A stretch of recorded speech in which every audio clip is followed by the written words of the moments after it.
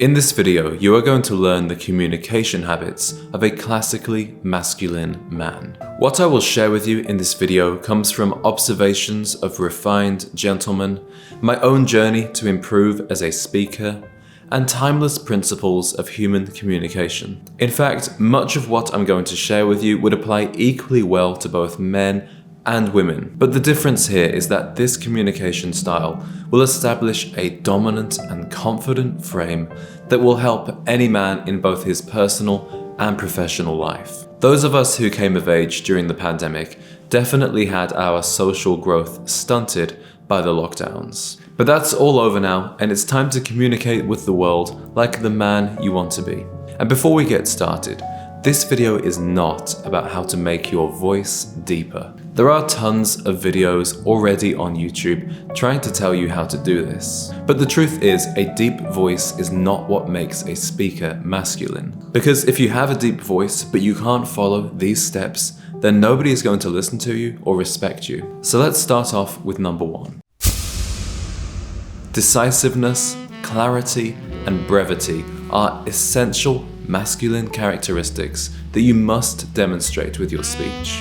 When a man speaks in a way that's uncertain, wavering, and permissive, it's almost impossible to have respect for him, both from another man's perspective or a woman's perspective. So let me give you an example of this. I recently shared an Uber going from the airport to Manhattan with a guy that I met in the airport. He'd booked this Uber beforehand, and I hopped in hoping to add an extra stop to the journey. When we were in the Uber, I watched as this guy tried to explain to the driver that he wanted to add an extra stop. He said, "Oh, maybe we could add like an extra stop, like if that's okay." I honestly can't even remember exactly what he said, but I remember sitting there and thinking to myself, this guy is not going to have a clue what he's really asking for. So I had to repeat it myself, saying, "Excuse me, sir, we'd like to add an extra stop to the journey, please." That's all it takes. Sometimes we're permissive with our speech in an attempt at politeness, but there's nothing polite about confusing people. Let me give you an example of communicating effectively and directly in a romantic setting. Let's say you're texting a woman or messaging online and you want to ask her to dinner. You could say, "I was thinking maybe we could get dinner sometime, if you're up for it." But that's just a cowardly and ineffective way of asking the same thing as this: "I would love to take you for dinner. Are you free Sunday?" It's just as polite. You're not being bossy. You're actually still seeking permission from her, but in a confident and masculine way. She will respect you much more for being straight up. And I'll be honest, I used to be guilty of this indirect style of communication with women. I thought that by being more permissive and vague, she might be more likely to say yes. But the opposite is actually true. If this style of communication feels unfamiliar to you and you don't know where to start, I've got a little exercise for you. The best way to begin this and practice is by having a signature drink. When the bartender asks you what you want, you always have a 1 or 2 word answer. This tells the world around you that you're a man who knows what he wants, and you're not afraid to ask for it. And limiting the simple decision of what you might like to drink, what might be on the menu, what kind of mood you might be in, is good practice for other, bigger decisions in life. It's teaching you how to be assertive and precise. It's eliminating decision procrastination, catering to others, seeking permission, all of which are very feminine traits. So although a drink might not sound like a big change, it's a trigger for a set of behaviors and thoughts that are all much more classically masculine. The next step to becoming a classically masculine speaker is to slow down. And I think this is one of the biggest differences between just being a good speaker and a masculine speaker. Because look at somebody like Ben Shapiro. He's a great speaker, but he talks a million miles an hour. And I think he would gain more respect and come across as more dominant if he simply took his time. We often perceive time very differently to how our audience does. We think things are going much slower than they really are, and we speed up to stop our audience losing interest.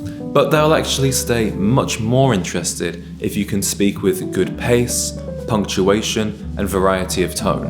Barack Obama is a great example of a well-paced speaker. If you look at the number of words per minute that he speaks, it's incredibly slow, and he makes plenty of long pauses. But it's okay because he delivers every word precisely and varies his speech. Compare him to President Joe Biden, who also speaks slowly, but he lacks the dynamism and presence in his voice that keeps you interested in the same way. And here's another important part of slowing down. It allows you to breathe properly. When you allow yourself the space to take deep breaths, you open up your vocal cords and your voice becomes more resonant, richer, and deeper. You have the breath left to end each sentence the way you want, as opposed to simply running out of energy. Slowing down is also going to give you more time to think and formulate your sentences, which brings me nicely onto my third point, which is to speak cleanly. I'm not talking about cuss words here, I'm talking about those filler words, those ms, ahs, like, you know. This point applies both equally to men and women, and it's one of the fundamentals of public speaking. Speaking with filler words disrupts the beauty and cadence in your sentences. It gives people a chance to lose interest in what you're saying, and it gives the impression that you, frankly, don't really know what you're talking about. Now here's the good news, this one is surprisingly easy to fix. Just from watching this video, you're going to be more aware of your filler words and start using them less often. Our use of fillers is often very unconscious and unnecessary. Just simply keeping check of your filler words and slowing down to allow yourself time to think will prove highly effective. Mentally, think about each sentence you say as if it were a written sentence. Anticipate when it will end and think about the next one. Many people run a long, rambling monologue with no clear sentences or structure, and they simply keep going until they lose their train of thought or they run out of breath. But the eloquent gentleman knows how to keep things concise and engaging by constructing clean sentences that have a clear beginning, middle, and ending. My fourth and final tip is one that I haven't seen anybody else talking about, but I think it's a clear differentiator between a mature, masculine speaker and an immature, boyish one. Avoid using modern, trendy phrases and slang. I think this has got a lot worse with TikTok. Everything is giving, everybody's manifesting, everything is a game changer. And when you speak with this trendy lexicon all the time, it makes you sound like you can't think for yourself.